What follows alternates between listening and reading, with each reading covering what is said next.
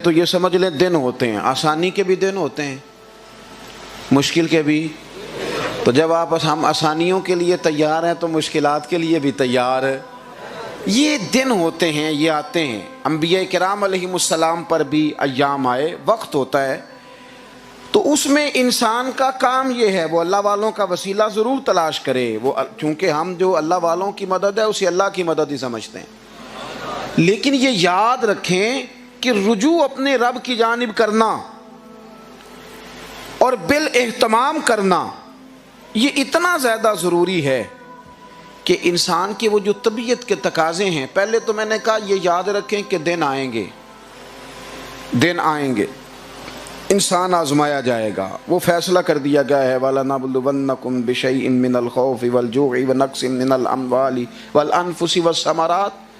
پہلے تو کبھی دن مشکل آ جائے نا تو جس طرح آسانیاں بندہ خوشی سے لیتا ہے نا، مشکلات میں بھی ذرا اسے سینہ کھلا کر۔ حضرت ابو یحییٰ ایک درویش تھے، کوئی الزام لگ گیا تو بہت زیادہ شہرت جو تھی وہ زوال میں بدل گئی، لوگ روڑے مارنے لگے، ہر بندہ ہی روڑے مار رہا تھا۔ تو حضرت ابو بکر شبلی بھی قریب سے گزرے، انہوں نے ایک پھول پھینکا، پھول مارا تو حضرت نے وہ پھول اٹھا کے واپس کر دیا، کہنے لگے شبلی یار رکھ لے، میرے نا آج کل روڑے کھانے کے دن آئے ہوئے ہیں، تو جو کہ دن روڑے کھانے کے ہیں لہٰذا ان دنوں میں پھول سجتا نہیں، آئیں گے دن پھول کھانے کے بھی، جب آئیں گے تو میں لوں گا نا تم سے۔ یہ حالات ہوتے ہیں نا، یہ بدلتے ہیں۔ پہلے تو تیار رہیں اور پھر ان معاملات میں کریں کیا، اپنا رجوع اپنے رب کی طرف کریں۔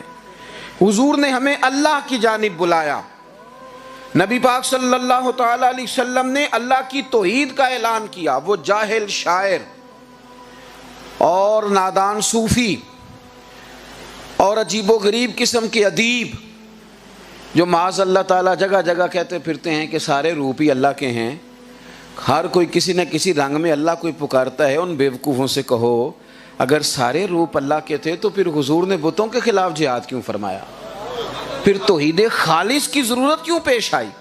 یہ کمزور باتیں کرنا اور گول باتیں کرنا اور طریقت کے نام پر لوگوں کو اوہام پرستی کا شکار کرنا محبوب کی پیغام کا پہلا سبق یہ ہے کہ لا الہ الا اللہ، یہ پہلا سبق ہے۔ آپ مضبوط ہو جائیں۔ دیکھو بخاری مسلم میں حدیث ہے، اللہ کے پیارے رسول صلی اللہ تعالی علیہ وسلم کے صاحبزادے کا وصال ہو گیا اور وصال مبارک بھی حضور کی گود میں ہوا، مقدس آنکھوں میں آنسو بھی آئے۔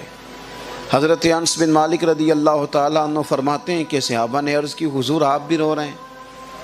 فرمایا بیٹا چلا گیا ہے لیکن میرے دل اور زبان پہ وہی ہے جس سے میرا رب راضی ہوتا ہے۔ اب اتفاق کی بات، جس دن حضور کے صاحبزادے کا وصال ہوا اسی دن ہی سورج گرہن بھی ہو گیا، یہ بخاری مسلم میں موجود ہے۔ کچھ لوگوں نے بات جوڑ دی کہ یہ حضور کے صاحبزادے کا وصال ہوا اس لیے آج سورج کو بھی گرہن ہو گیا ہے، جوڑ دیتے ہیں نا جوڑنے والے۔ آپ کو پتہ ہے کرامتیں تو ریڈی میڈ ہیں، اور ایک صوفی درویش کی کرامت ہوتی ہے وہ سب کے ساتھ ہی فٹ کر دی جاتی ہے۔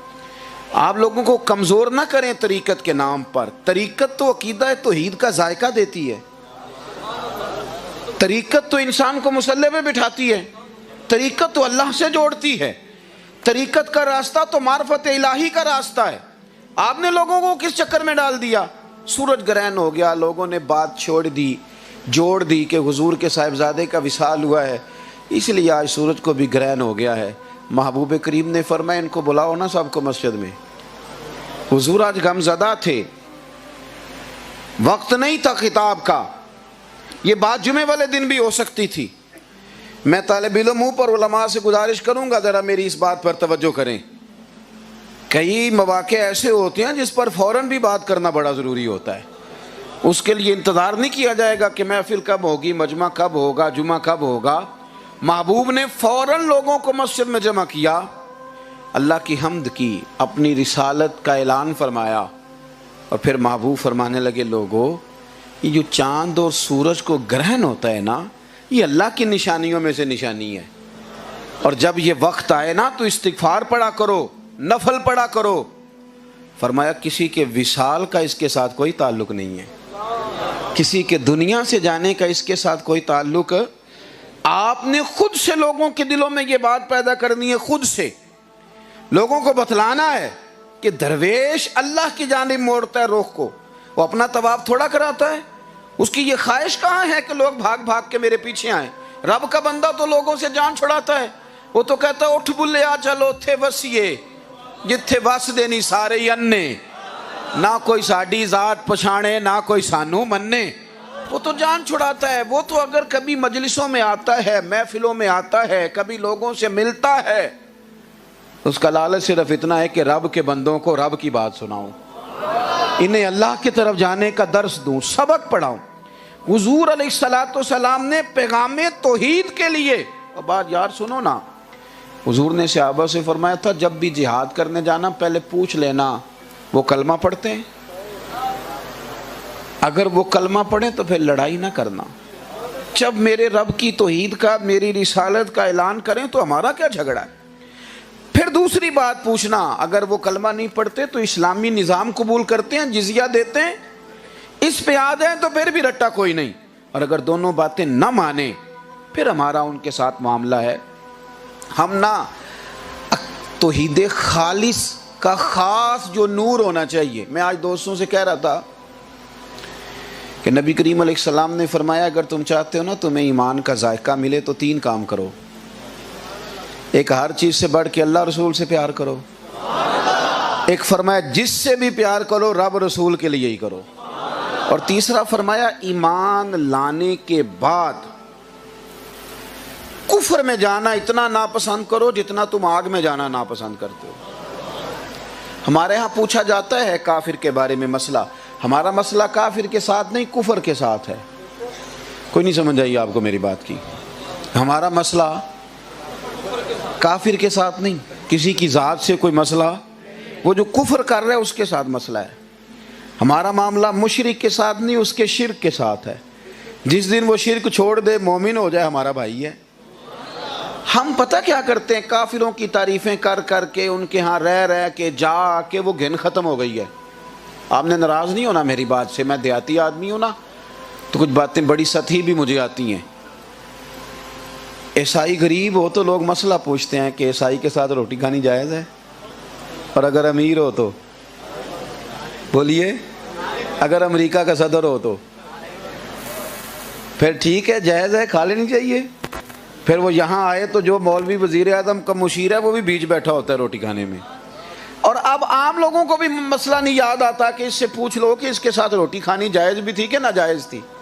اب آپ نے کیوں نہیں مسئلہ پوچھا؟ کیا یہ مسئلے فتوے گفتگو صرف غریب آدمی کے لیے؟ جب آپ چلے جائیں ان کے ملک میں اور ان کے ہاں آپ نوکری کریں پھر آپ کبھی مسئلہ نہ پوچھیں گے؟ بھئی یہ یاد رکھیں کہ مشرک نجس ہوتا ہے، یہ قرآن نے کہہ دیا ہے، اور جس کو قرآن نجس کہے وہ نیرا نجس نہیں، وہ تو بڑا گہرا نجس ہے، لیکن ہمارے ہاں وہ ذوق ہی نہیں، ہم یہ سمجھنے کوئی تیار نہیں کہ کنتم خیر امتن، ہم توحید والے ہیں، توحید والے ہیں، ایمان والے ہیں، ہمارے سینے میں جو دولت ایمان ہے وہ بڑی بات ہے، یہ حضور کا پیغام ہے، اسے سمجھو۔ اور یارو میں نے نا اس سال ربیع الاول پہ دوستوں سے کہا تھا کہ میں نے تھوڑی سی دنیا دیکھی ہے کہ جو بت پوجتے ہیں نا معاذ اللہ جانوروں کا پیشاب پیتے ہیں، یہ کوئی ان پڑھ لوگ تو نہیں، یہ دنیاوی طور پہ پڑھے لکھے ہیں، ماسٹر کی ڈگری رکھتا ہے، کوئی ایم فل ہے، کوئی پی ایچ ڈی ہے۔ ہمیں اس لیے زیادہ میلاد منانا چاہیے کہ تحقیق کر کے دین حاصل کرنا پڑتا تو ہو سکتا ہے کئی لوگ رہ جاتے، یہ خدا کا فضل ہے، ہم پیدا ہی اس ماں کی گود میں ہوئے ہیں جس نے پیدا ہوتے ہی حضور کی نعت سنائی ہے۔